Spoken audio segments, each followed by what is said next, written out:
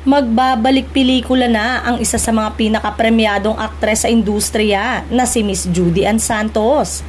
Excited ang lahat dahil muli na namang magbabalik sa big screen para sa isang horror movie na pinamagatang Espantaho. Sa pagkakaalam ay ilang araw nang nagsushoot ng horror movie na Espantaho. Pero ngayon lang nag-post ang aktres na sabi nga ay excited siya dahil ang ganda ng kwento. Lalo't si Direk Chito Ronyo pa ang direktor na ang forte ay horror films. Matapos ang 5 taon, mapapabilang ang award-winning actress sa isang horror film na ipoproduce ng Quantum Film sa kanilang ika-20 taon. Katuwang ang Cinico Production at Purple Bunny Production ang Espantaho. Makakatuwang ni Miss Judy Ann ang isa pang aktres na umani na rin ng karangalan at subok na ang kanyang husay sa pag-arte na si Miss Lorna Tolentino.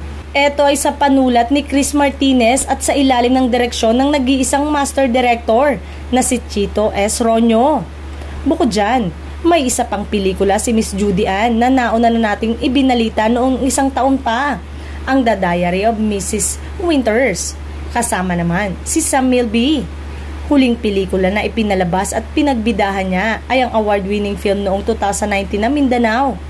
Kaya abangers ang supporters at friends ni Juday kung pang MMFF 2024 ang Espantaho. At naniniwala din magiging blockbuster ito dahil kilala naman ang record ni Direk Chito pagdating sa horror films.